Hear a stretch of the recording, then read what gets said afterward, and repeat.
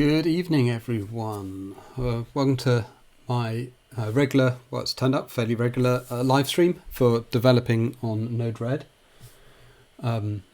If you're watching live, do say hi in the chat. It's always good to know people are out there, that I've actually clicked the right buttons and that this is actually working. So what's in store tonight? Well, if it's your first time watching, yeah, I'm just going to spend an hour or so.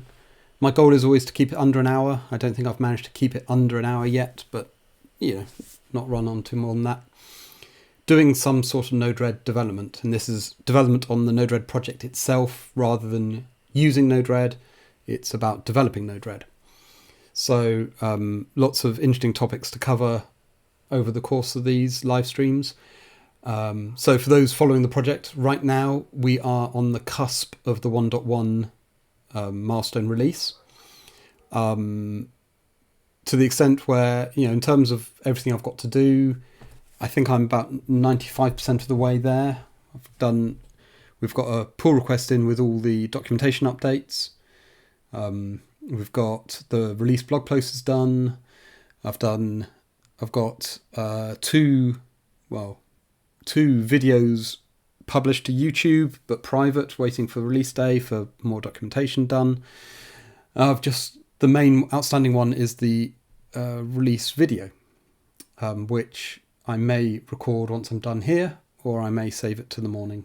We'll see how much my need for a cup of tea takes over.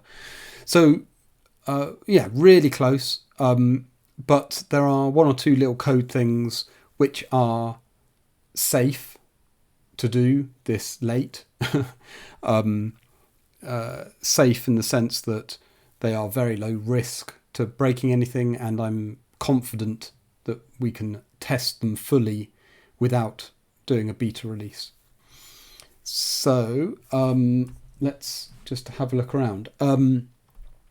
Yay, seeing some hi guys in the chat. Always good to know you're there. Right, so what shall we do first? Actually, first thing, I just wanted to show off a bit of documentation I've been doing today. Now I'm going to really confuse myself. I've got too many windows open and I need to keep track of what you guys can see. And you can't see anything because I've not clicked that button. There you go. Yeah, so one of the things I have spent most of my time this last week doing has been documentation. So I just wanted to give you a quick preview of a new page in the docs that I've spent today on, which I'm quite pleased with. So, well, yeah, may as well quickly talk about the documentation. So the whole node-red.org site is hosted on GitHub. There is a GitHub repo in the Node-RED organization, node-red.github.io. That is the documentation. If you've ever wondered where the documentation lives, how you could contribute to it. And we've got a V110 branch, which is where I'm putting all the updates for 110, obviously.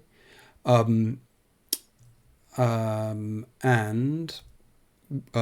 we use Jekyll to build the site. So I'm not going to get into how you install Jekyll. I'm sure you can go read. It's a Ruby app. You can homebrew it. And then once you have it, if you can spell it, Jekyll serve -w. And this is effectively what GitHub Pages does. They just, whenever you push up changes, they build it into a static site. So here we have the site, but the bit of documentation I wanted to share was back in the creating nodes section, where I've added a whole new section on the node edit dialog, which talks a little bit more about building the node HTML. There was very little information there before, and what I've stuck in is a bit more information about sort of the basics, or the basic mechanics of it.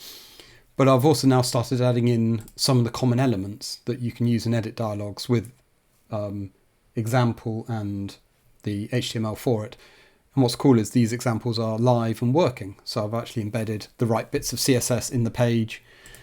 and some JavaScript so that you can actually see what's what. Now that's good for, well, buttons are fairly trivial, but I've also got the typed inputs embedded on the page. Now there is this weird issue with how it's embedded in the page, which I'll get around to fixing, but I'm not going to lose sleep right this minute. That with the typed input, whenever you click to get a drop-down menu, the drop-down menu appears, it just scrolls the page back up to the top, which is mildly inconvenient. But when you select an option, it brings you straight back, which is also very odd. Anyway, so for people who, I realise people have figured out how to use the typed input by virtue of just following the examples in the core nodes, but it was about time we had some documentation or some examples. There's far more it could cover, there's far more it should cover, but at least now there's somewhere for it to cover. And then there's a whole section about the Ace editor and how to properly add a multi-line editor into your page. And if you're watching, this is not a live example, this is just a screenshot. It got to the point this afternoon where I didn't want to figure out dealing with there was no need to embed a live editor into this page, and I figured a screenshot was enough. So I'm hoping that helps. And in terms of just general documentation updates, it's funny when you change things like we've got the outliner in the info sidebar, you then realise a whole bunch of your basic introduction material is out of date and screenshots are out of date. So I've just had to go through. I haven't done all of them, and I know some of the Node-RED Essentials videos we have. I haven't refilmed all of those. There's absolutely no need to do that. I have redone the one about the info sidebar because it's so different. But yeah, the section on the info sidebar is all updated with docs on the outliner. There's one on the help tab, which is new. And I'm sure I've done other stuff. Yeah, like the search syntax.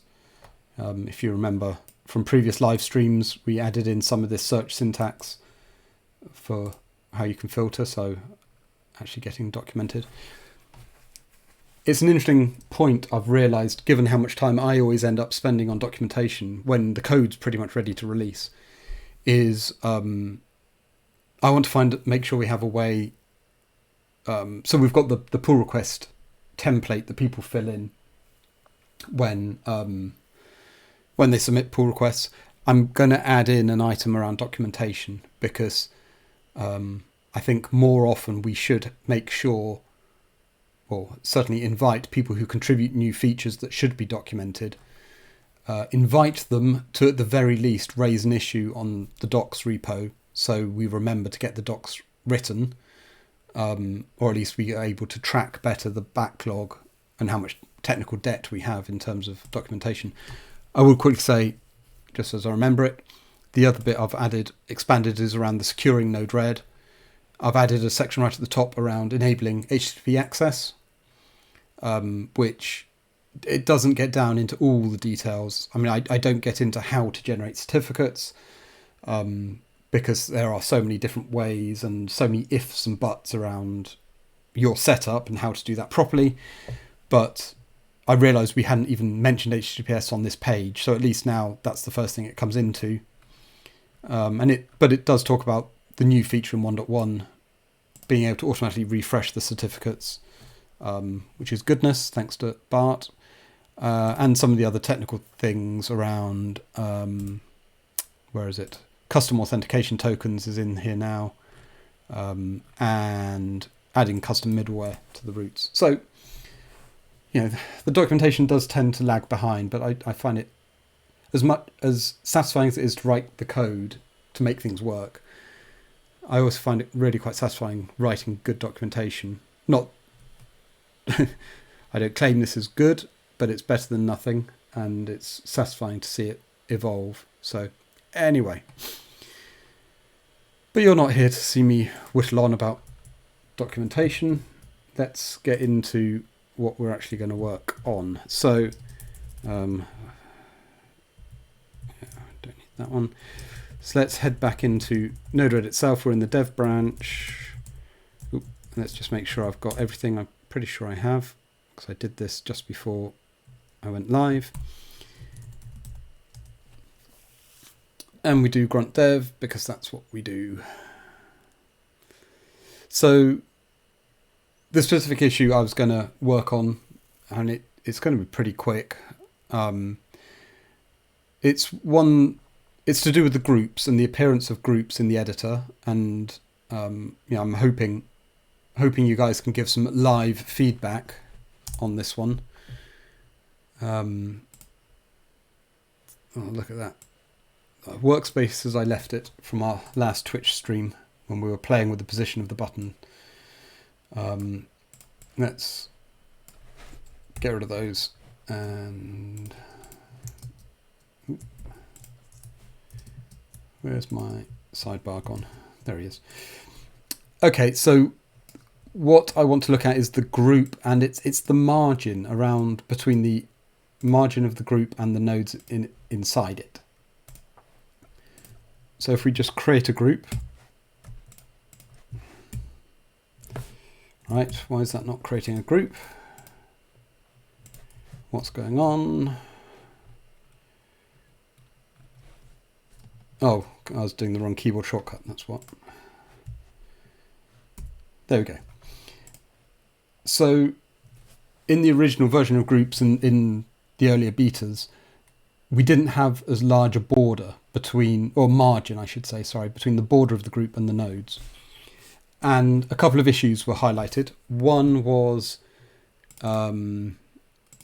if I add a label to the group, you'll notice if you've been following the betas, the default is now to show the label, but because it doesn't have a name, then nothing gets shown. So that all kind of works for the best.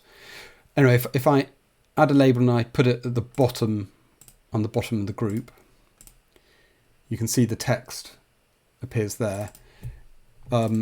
If you've then got a node that does a status message, in fact, I'm just going to try. So again, if you've not been following, the function node now lets you add in setup code that gets called whenever the node is redeployed. So handy for initializing context or whatever you might need to do. So I'm just going to get it to, and I've not tried this. This is actually going to be an interesting test. This should work. Deployed, but no status appeared. Interesting. Let me just check the log. Node not defined.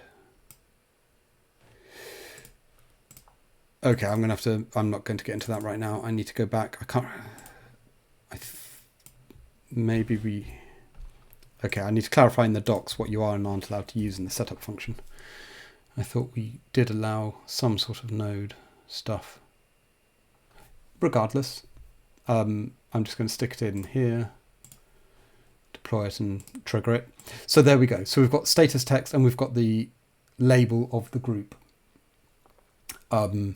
So previously, we didn't take into account whether the group was showing a label, and these two bits of text would just overlap, and it looked awful. So I increased the margin around the group.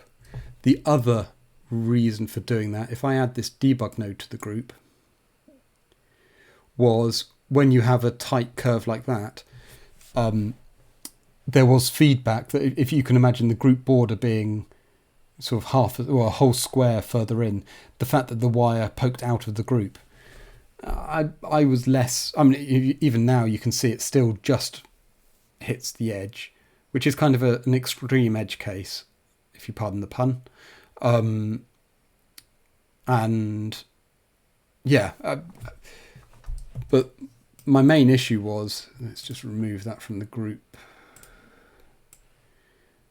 My main problem is just the border. It feels like there's too much room. There's too much going on. So I want to shrink this border back down, but we're going to get it to, rather than having the same margin all the way around, if the label is shown, then we'll increase the margin on the respective edge. So that was a whole lot of waffle just to say we're just going to fix up the margins of the group and see how that behaves.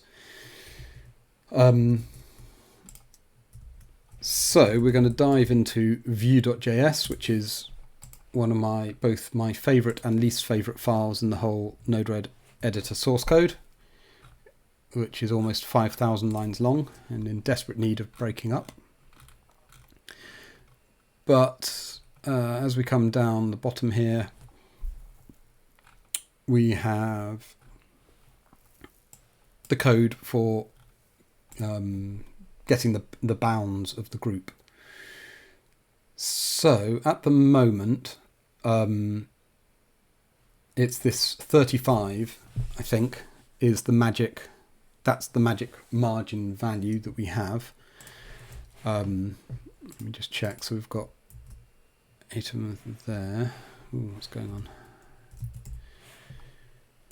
We have rather a lot of instances of the term 35 in here. Let me just go. Don't do that. Don't do that. There we go. 9 results. Okay. So we've got 9 instances of 35. So we've got these ones and one which is in nothing to do with this. So I'm just going to add a constant for the margin just to make sure. So again, with almost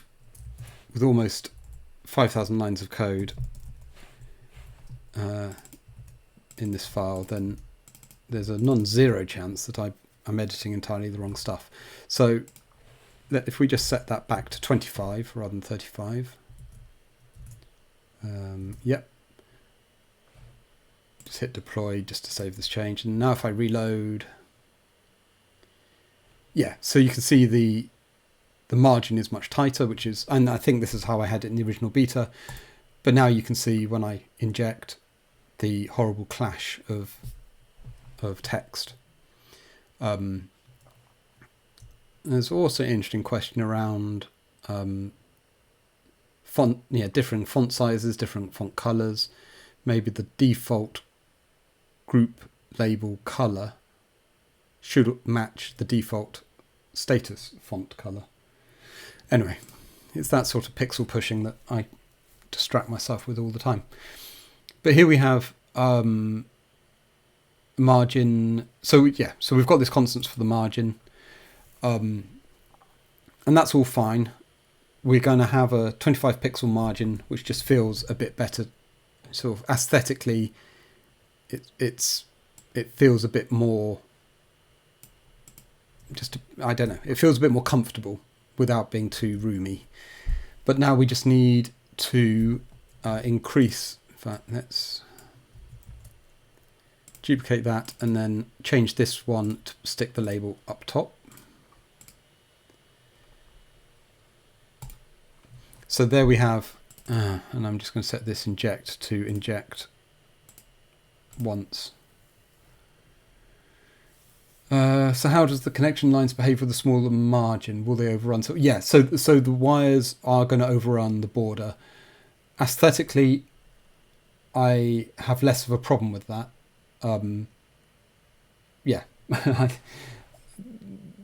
I don't have the same issues with that, and so they will overlap, but we'll see how it looks in a minute. Okay, so here we are. I've got my flow set up. You can see both labels with a fixed margin all the way around. So now we need to do the logic to adjust the label in the right direction, or adjust the height and the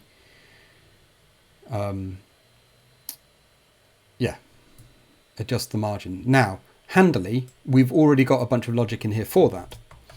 If I add another test case, and if I add my label \n space with 2 lines, so with this release, all node labels and group labels can be split over multiple lines, which is great. So we've already got code that has increased the top margin of the group border because we had 2 lines of text. So in fact, this is a far easier change than I was thinking, because we were only doing that modification if there was more than one line. Well, now we can do that modification if there's more than 0 lines. And that's already got the logic around the label position if it's a...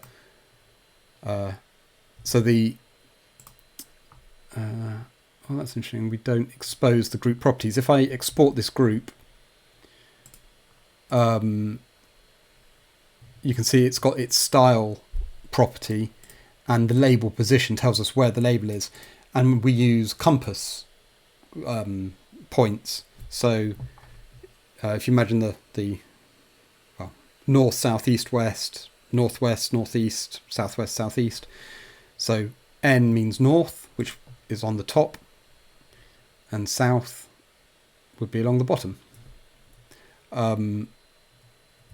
Which is, yeah, is that a fairly northern hemisphere view of the world, that north is on top and south is on bottom? I don't know, but anyway, that's how we do it. Yeah, so this code already increases the margin in the right direction based on the label position. So let's have a look. If we just refresh, having changed that logic, it has not done anything. And it's not done anything because it was only, yeah, anyway, we just take that -1 off, because for every line of text we have, we want to move 16 pixels. And there we have it. So, yeah, okay, it was literally, that was all that we needed to do. Now, the bit that just leaves me less than 100% sure on this, let's just wire up this chain of nodes. Let's say this group, no, that's the function node. If I edit the group and I disable the label, the groups no longer sort of line up.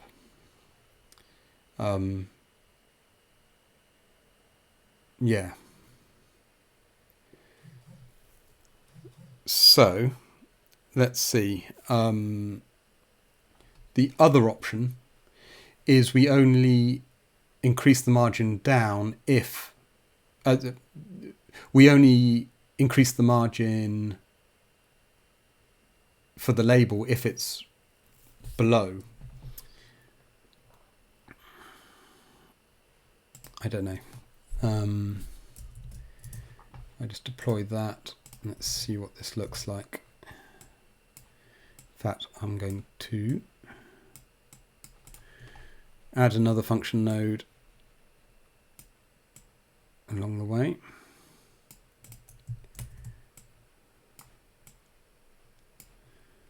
And this one we're going to stick the label on the bottom. I mean, this is entirely unrealistic. You know, who's going to be so almost psychopathic to put labels in different places? I'm sure someone will. I'm sure the community will come up with some standardized meaning for whether the label's above or below, but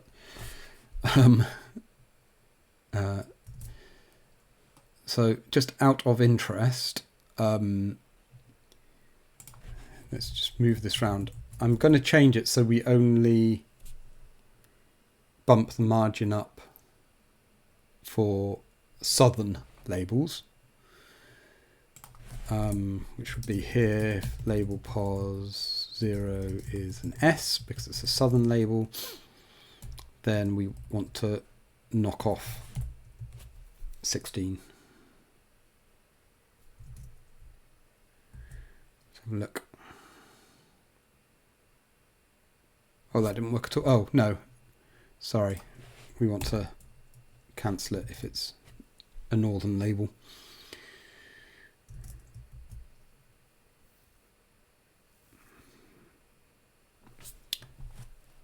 So what have we got here? We've got back to the label is fairly tight into the node, but at least these two cases are more consistent in their size. But then it's when you put a label below, it pushes it down, so there is room. So there is room for the status message. Otherwise, this is a brand new function. I didn't copy it, so it hasn't got the status text. But you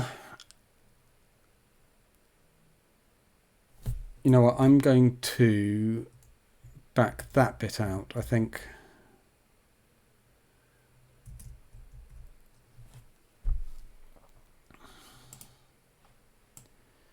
I think that looks okay.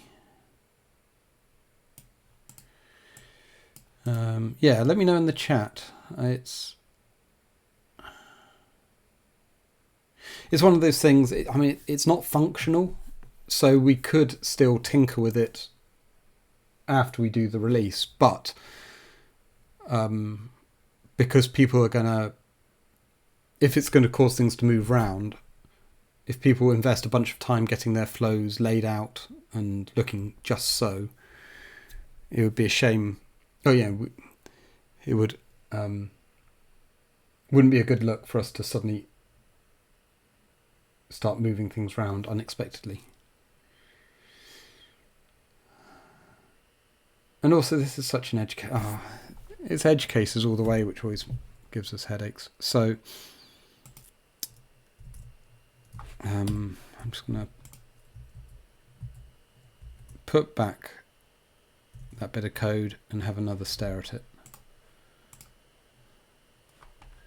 In fact, let's do a side by side. So just take a, is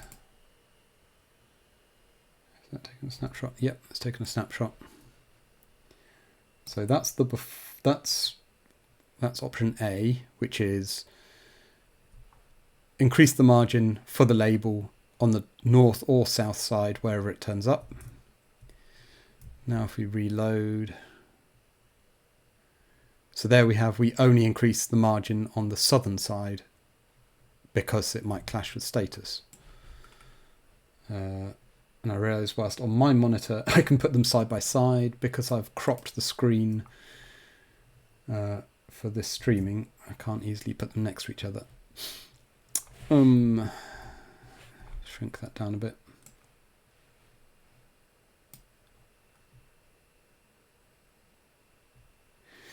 So good point, Danny. Yeah, it does look lopsided, and yeah, it does feel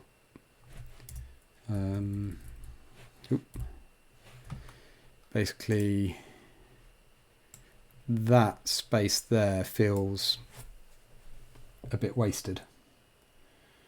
And if we push the bottom down, how about 2 lines on the bottom? I understand what you mean. Let's edit this one.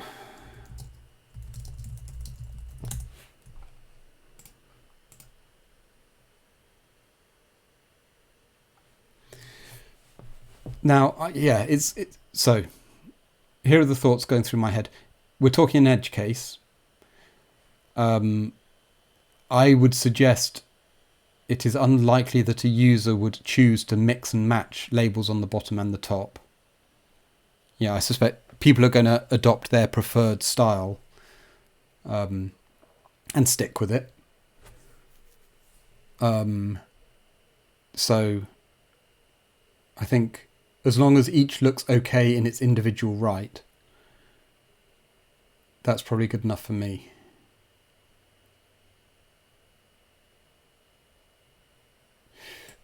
That said, one thing I've just thought of, if I put in some junk code here,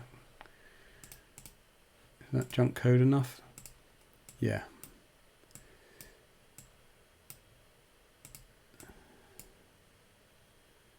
No, that's not junk code enough. I find it really hard to write invalid JavaScript. You know, I just mash the keyboard and I just want an error. There we go. There's an error. And if I increase this, my label is a bit longer than normal.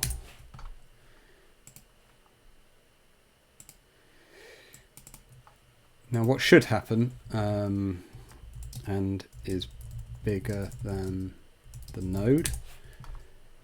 So the group does resize to accommodate the label, which again is fine.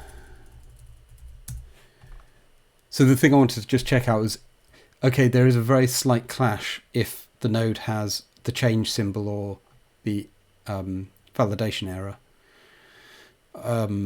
But again, that's kind of not normal operation, is it? If you're... Yeah. But it could afford... Right, if I just hit deploying that with an error... we added the... So we reduced 35 down to 25. What happens if we bump... I mean, 25 is a nice round number on a grid of 5s. What happens if it was 28? It just gives it a little bit more breathing space.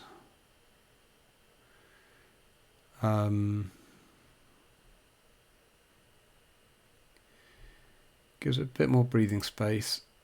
It pushes the status down quite a bit further. What if... where are we? Can't find my changes now. I realise this is not necessarily the most riveting, but you know, I spend so much time pushing pixels around, just trying to get things right. So I'm going to slightly tweak this. At the moment, we're increasing the margin by an entire line of text, and I don't think we need to do that.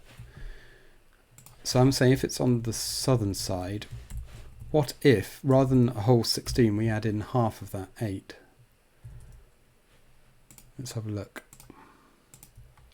And I just say that because it feels, even with a bit of status, there's still quite an air gap between the status and the label. See, that just feels a little bit tighter and a little bit, yeah. To my eye, that's just feeling just a little bit more. Oh, it's got errors in it.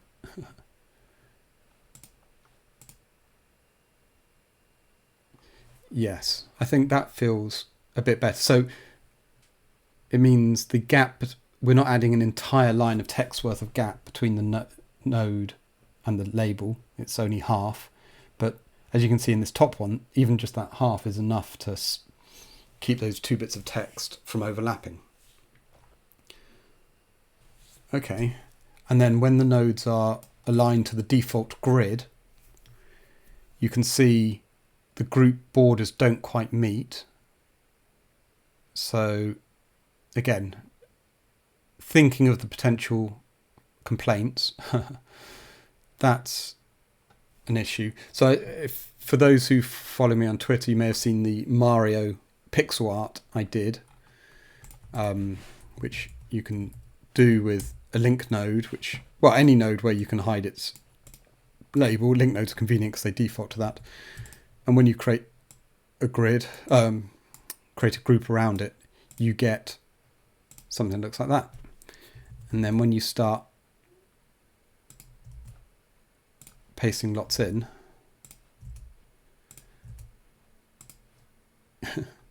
you can start colouring things in. So if we make the fill of that one red, fill of this one blue.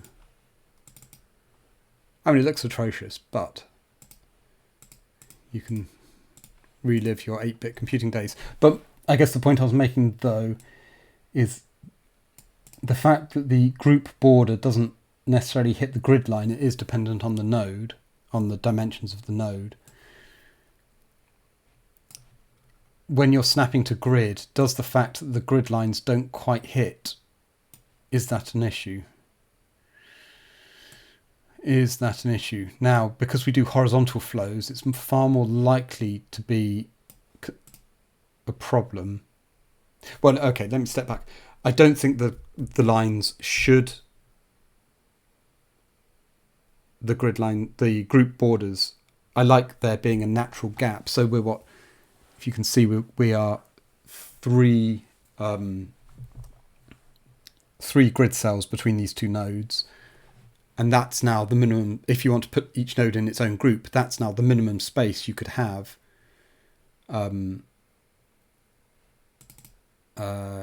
If this node, we give it a short name.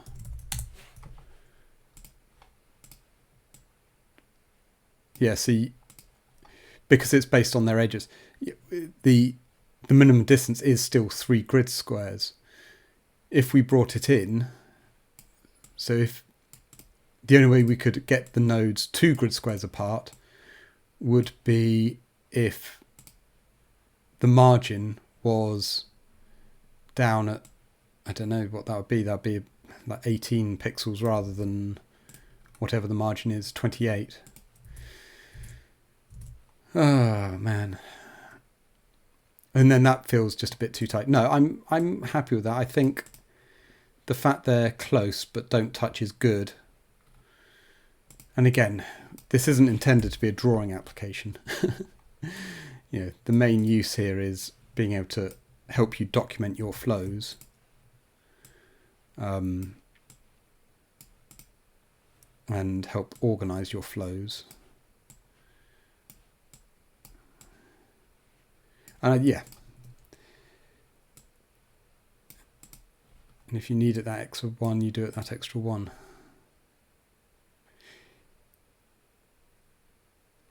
Yeah, I think you're right. That gap just helps give that mental break. It's not, helps keep them separate. But as I say, there is something slightly off-putting that you can't guarantee, because we don't guarantee that the group borders are on grid cells. There is something slightly off-putting that you can't get the group borders to line up. It's the nodes that line up, and then the groups are wherever the groups are.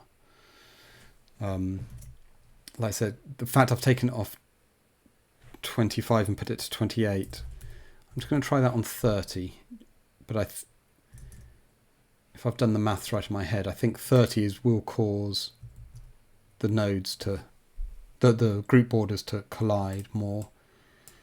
Yeah, see, so 30 is when they hit exactly.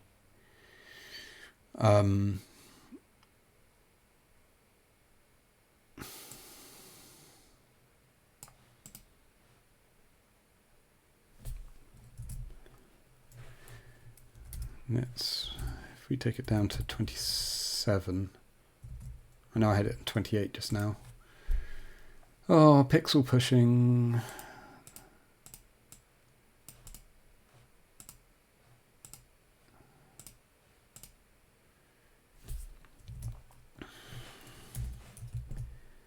I just want a little bit more breathing room between them.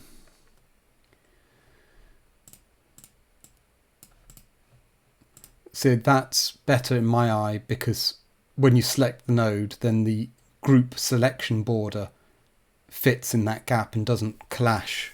I think that's what I was having difficulty with on that last one. I think that looks better to my eye. Yeah, having the group selection border not collide, that's important. That's what was missing. Cool. I'm happy with that. I'm going to ship that.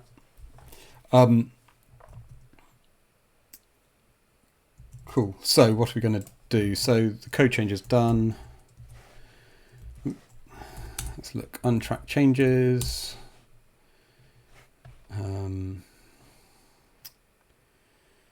Oh, come on, Tig, give me a view that I can stream. There we are. So we've introduced the margin. Try that again. There we go. We've introduced a constant for the margin, which we use in all our calculations. And then we've changed the logic so that if there's any label at all, we bump up the margin by 16 pixels for every second and onward line. But if it's a southern border, we give it a little extra nudge to make space for the status. Happy with that? We're going to say we're going to tweak group margin to accommodate. That's one of those words. It's got lots of C's, O's, and M's, and it is a word I would not have chosen to start typing on a live stream on the internet. Tweak group margin to fit node status and look better. I'm tired. Right. Push. So, question, what are some tests that should be added to a change like this? That's a good question. We don't have test coverage for the editor. So there are no automated tests. Well, okay, let's roll that back. We don't have automated tests for the editor that we routinely run until very recently. So very recently, our friends, well, ages ago, our friends at Hitachi added in a whole bunch of tests that are use WebDriver to actually load up the editor in a headless environment and run a bunch of tests about basic behaviors. We've had it for ages. We didn't run it regularly. It was kind of something that would be run manually. At the moment, a lot of the focus has just been getting the basic framework in place, so we don't have much coverage at all. But as of a couple of weeks ago, we've now enabled these tests as part of every build. Unfortunately, that's now causing every build to fail because some of these tests haven't been updated for the 1.1 new features. So there is work going on in the background to sort that out. But the other slight inconvenient thing is it increases the test run by 10 minutes just because it takes time to run through them all. So for a change like this, and this is what I said at the start, the nature of this change makes my gut feel is it is pretty safe. It's not going to break any logic. It's not going to, it's not going to break anything. What's that big? Oh, that's my function node that I stuck an error in. I'm just going to delete all of that. It's a test. It's something that just needs manual testing.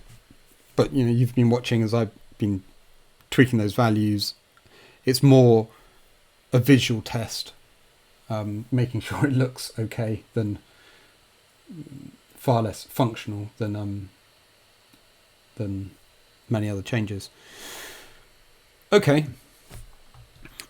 So again, for what was like a few lines of change, that was a lot of waffle. In terms of other things we want to get done, so we had this pull request from Steve that he proposed on the forum a little while ago. I've just not had time to come around to it. So this is adding some additional tasks to our grunt environment. So he describes it as add developer options. So it allows npm run build dev. So that skips the minification and doesn't launch nodemon. So is that literally the same as build? So grunt build is the task that does all the work to build Node-RED proper. He's added build dev, so if you compare this line here, which is the main build task, build dev, so it does a clean build. He doesn't do JSON lint. Concat build, concat vendor, copy build. Doesn't do the uglify, which is the minification. Sas build, and then set dev env. Okay. And what was the rationale? I'm trying to remember now. Oh, that's right. So running in VS Code, wanting to have a task that does the similar to what grunt dev does, but controlled by VS Code, and the uglify, the minification of the source code takes a few seconds, and it can be a real pain to wait for when you're wanting to do stuff. So yeah, that seems reasonable. And then the other thing he has done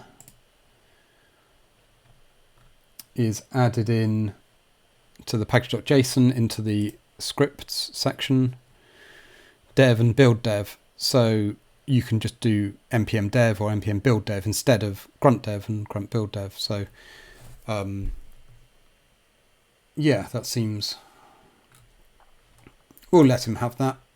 Again, it's... yeah, we'll change... We'll be happy with. So in fact, let me just show you what I do with a pull request. So given the pull request number 2628, I'll just kill this.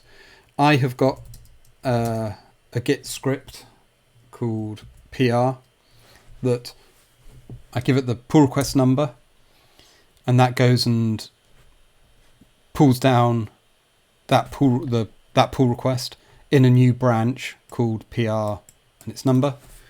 So that then lets me... So this is the code in the pull request, so I could now run it, test it, and let's just see. So npm build is one of the things he's added. Npm... Hold on. Ah, yes, npm run. See, I don't do it this way, so... Yeah, npm run build works, and as you can see, it's sat on the uglify build step. It takes a little while, but it gets there in the end. And then npm build dev. Oh, again, npm run build dev. Runs through much quicker, and that all works. And that's because it's doing grunt build dev. Yeah, so that's all good. So, I can do whatever testing I want on this pull request. I could merge things locally from the command line. I'm not in this instance. So I've got another Git script called PR done, which takes me back to the branch I was on when I ran Git PR originally, and then deletes that branch. Otherwise, I end up with a huge number of old branches that I no longer need. So we've checked it out. It all looks good. Just need to check, yep, it's on the dev branch, like we asked. And we're going to merge that.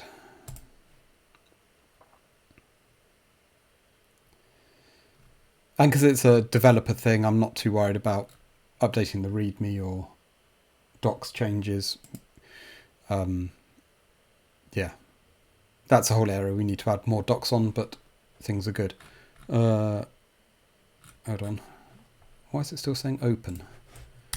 Reload the page. Merged. Interesting. New GitHub UI, if you've not seen it, where they've decided finally to take up the whole page rather than just a small column in the middle. And they've moved. Things have moved. Didn't seem to refresh properly, but there we are. In terms of other things left on the 1.1 milestones, there was this issue around an error when someone had set up a custom admin auth strategy using Keycloak that normally works fine, but that every once in a while they were getting this error from the internals of Passport, which is the module we use for OAuth strategies. I did spend some time on that this the other day, and frankly just couldn't work out, because it's deep in the bowels of Passport. I couldn't work out where, from a theoretical standpoint, where this error would get surfaced for us to do anything about it. The wonders of purely asynchronous code. And unfortunately, I think the latest update was this just happened they've got a lot of environments running, and this happened randomly to one of them, so it's not, don't really have enough details to try reproducing it. So at this point, I'm not going to hold up 1.1 for that. Clearly, if we are able to make progress, then it can get into the next maintenance release. And then the other one that was it's two others, a pull request and another issue. So this is one I raised, and this is about the quick add dialog, that this is the one where you control click on the workspace and it shows this dialog. Less so on this machine, but on my other machine, which is an older Mac, it can take a couple seconds for this dialog to appear and be populated. So I think there are some efficiencies we could do in displaying this. At the moment, it builds this list of all of the nodes you have installed. Well, given when it needs to display the list, it really only needs to show the first, have the first 10 or so listed, and it can build up the list in the background and try and be a bit more responsive to the user more quickly. Again, it's one of those paper cut type issues that it works and no one else has really complained about. And in fact, seeing it on this laptop that I'm live streaming from, it's barely noticeable. So I think I might just put that down to an issue for my older laptop that I'm not going to. We'll. I'm sure there will be efficiencies to be made, but I don't think it's as critical as I felt at the time. The other one was this Mammoth pull request. So this updates all of the remaining core nodes, or a lot of the core nodes, to use the new messaging API that we introduced in 1.0. Unfortunately, bit of an anti-pattern for pull requests. This pull request changes 19 files. And whilst it's all on the same theme, adding support for the new messaging API, it's like every one of these nodes has to be reviewed individually. And I think you can see here, I had to break it up to keep track of, back in January I started reviewing, and we've reviewed the easy ones, but we've got stuck on some of the harder edge cases around, like the join node and the split node, where less so the split node, but like the join node, which can hold on to messages for a long time, and how do you decide when it's finished? So now, because all of these changes, even though for most of these nodes I'm happy with the changes, because this pull request is changes them all, we can't merge this pull request until we've reviewed everything. So need to certainly a tip there when you're thinking about pull requests and features. We really need one feature per pull request, and have consideration of the person who has to review it at the other end, because reviewing something this big, it's been open for 7 months, and the hard part is just knowing it's going to take 2 or 3 days of work to be in the zone to step through some of the changes to some of the more complicated nodes. And it's not had the drive to get that done. Now, what is good with this pull request for sure is Tomura-san has separated out into separate commits the different nodes. So what we could do is, rather than merge this pull request in one go, is cherry pick the commits that correspond to the nodes that we're happy with and get those in, and then make a note of which nodes are still outstanding. But I'm not going to do that here and now. Otherwise, functionally 1.1 is pretty much there. There's I think let's just run it up again. There's a few little things I trip over. Well, not necessarily trip over, but I'm still getting used to with the new outline and the help. So one of the things is a common task when you open up the edit dialog would be to, once you've opened the edit dialog, to refer to the help. And that's fine. So you just need to know to go and click on the help button, and there is the help. So I do wonder whether having a button up here to open up the help for the node you're editing would be helpful. I'm also slightly worried about putting a help node right next to the delete node, because those are two very opposite ends of what you might want to be doing. And yeah, always wary of putting a destructive action like delete right next to a button that someone might want to click when they're wanting help, because that won't go down well. I'm not sure. Again, it's one of those things. I think we'll look to get some feedback, more feedback from the community as more people start playing with it. I absolutely recognise introducing this help sidebar is a bit of a big change for the info sidebar. So did the docs not show by default when the edit is opened? So no, it doesn't switch to the help tab by default. It does. So yeah, it's on the inject node at the moment. If I drag in a function node and then select that, if I now switch to help, so the help does, like it always did, it does automatically update to whatever you have selected. It doesn't change the sidebar tab when you open the edit dialog. And I'm not sure we'd want it to, because I'm wary of that sort of side effect of things jumping around and changing. So in the old version, the help text used to be in the info sidebar.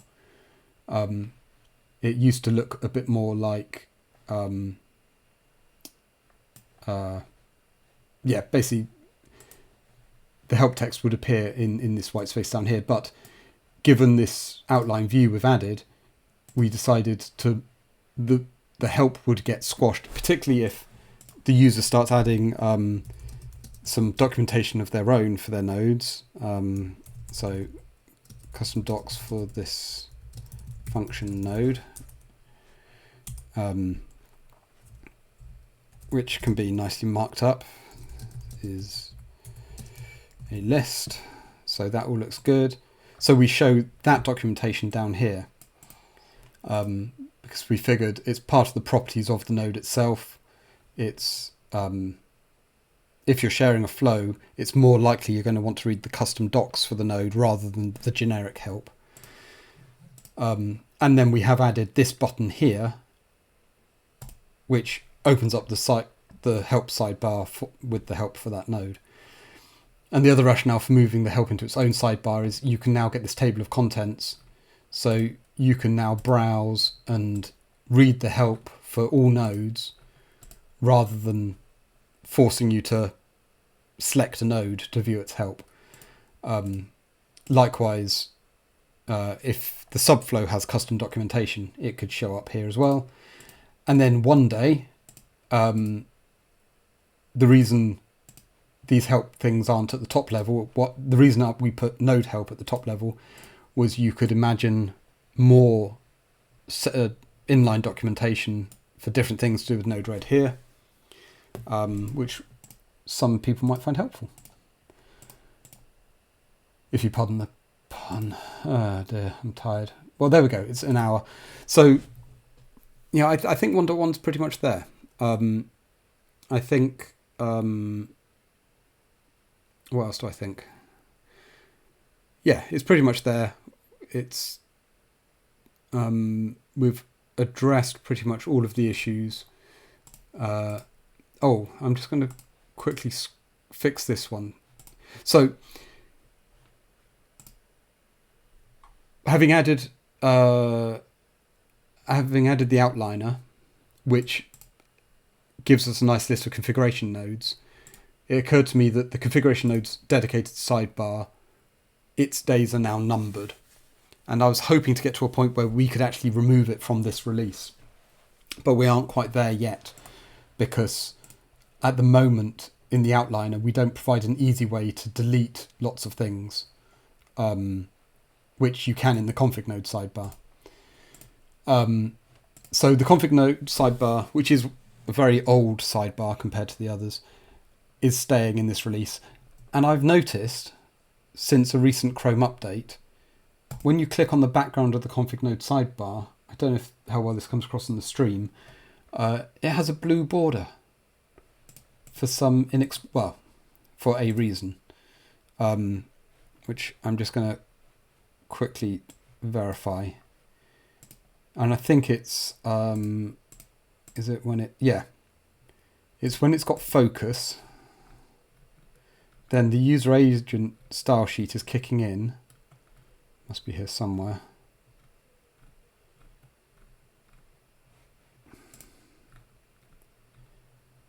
Yeah, outline color. Yes, WebKit focus ring color. So it's the user agent style sheet. It's just turning things blue, and we don't. Oh, the reason it has focus is because it's got. Okay. Right, so that's the sound of me realizing what sequence of events has caused this to happen. But let's just go fix it. So we want. Come on, select it. So let's go find the CSS for this guy.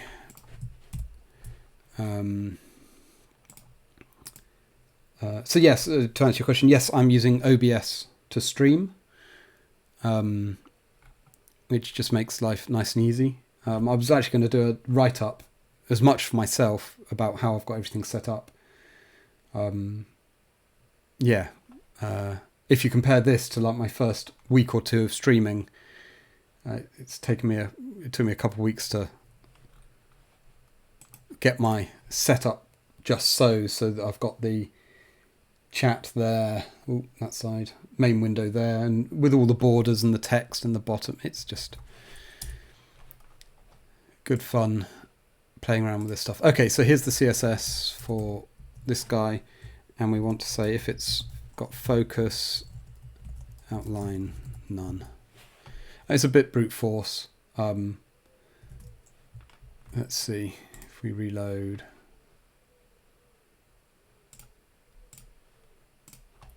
There we go. So now giving that focus doesn't make it go blue. Right, let's commit that, and then that will be pretty much close to the very last commit. Oh, what have I done? What have I done? Why has it gone red? No, update.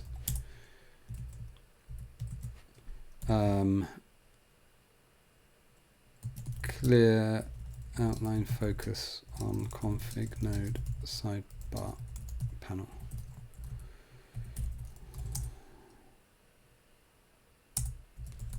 Yeah, so that's pretty much the last commit, apart from... Oh, what's going on? What? Updates rejected because the remit contains work that you do not have locally. How is that possible? At this point, I go check my logs, and I just go and have a look. The only way I can explain that is... Oh, because we merged a pull request. Oh. For a moment there I was going to claim Dave was off merging stuff behind my back, but he's not. We did a pull request, so it's our own fault. So I do a git pull ---- rebase, which just avoids unnecessary merge commits.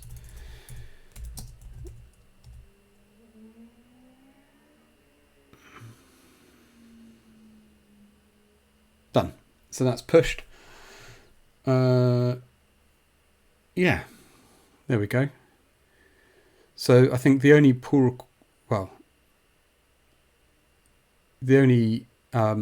commits left will be final tweak to the changelog and then the version number bump, which I may as well do the version number bump now because it's quite fun. We have a script for it. Set package version 1.1.0. And that goes through and it updates all of the package.json files to 1.1.0, particularly as we have multiple modules that have dependencies in between them. It also, not only does it update the main package one, but it also updates all the versions in all the dependencies. So let's commit that.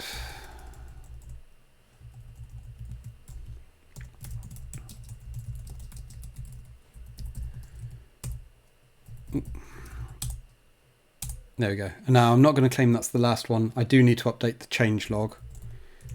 So let's just quickly have a look at that. Git.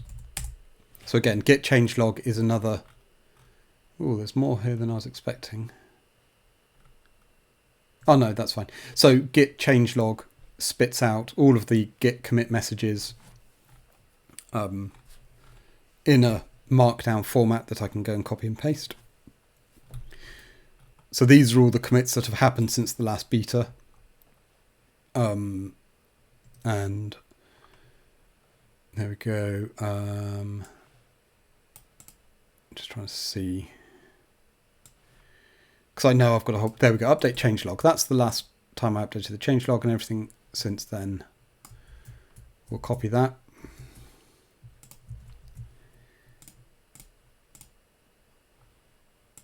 Go to the changelog. Yeah, this is one of those tasks. It's semi-automated in that I generate this list automatically from the commits, but then I have to go through and just tidy stuff up because it's never quite right. We had a runtime section because we've not had one of those yet. And we're going to add developer options. And that was pull request 2628 from Steve.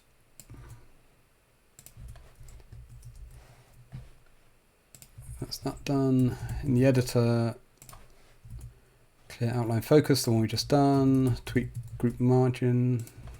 That's the one we did tonight.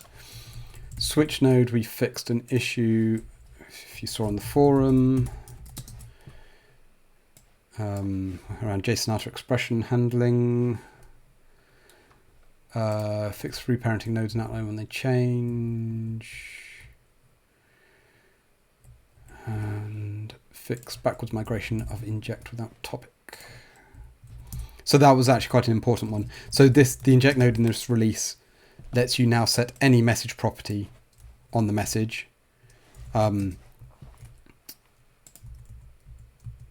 Not just payload and topic, but we have tried to keep the message properties backwards compatible so that for most users who just set payload and or topic, you'll still be able to import that flow in an older version of Node-RED.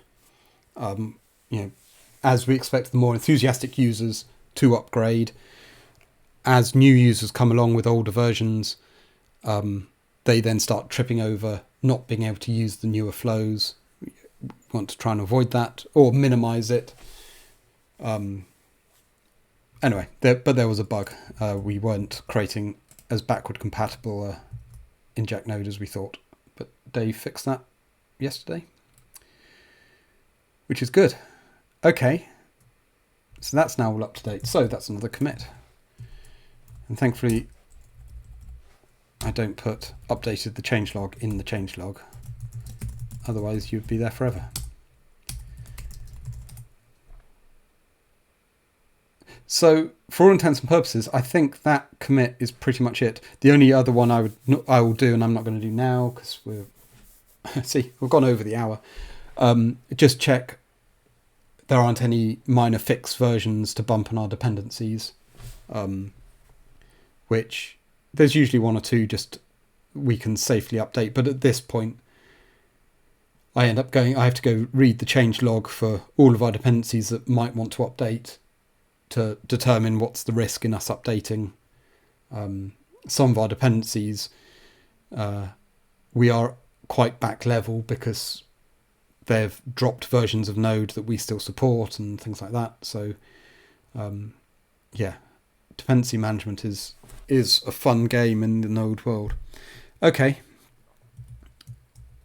Well, there we are. We've done what I planned to this week.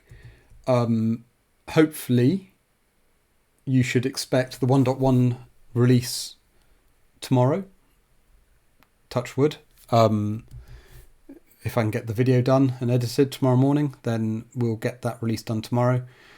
Unless anyone flags something up. And then, well, we'll see. Otherwise, then that means we will get on with start thinking about the next release, 1.2. Yeah, a whole bunch of stuff in the backlog already for that. A whole bunch of pull requests still waiting for us to review from contributors that were just too big for this release. So next Monday, we can probably stream and expect a bit of a change of gear. No idea what we'll cover. We'll see what comes up through this week. Hopefully it's not just doing fixes that people have reported against 1.1.0. Hopefully we can start do a little run of ones that get into a bit more of a meatier topic, meatier subject of some feature in the editor or in the runtime. So with that, thank you everyone for joining. Always good to see you in the chat. It makes it so much easier to get that feedback and get the real world feedback. I hope these are useful. As I say, they will be up on YouTube in a short while. Yeah, I'm going to go have a cup of tea, as is my tradition after I do these things. So have a great rest of your day, and yeah, I'm going to sign off. Thanks, guys. Speak to you soon.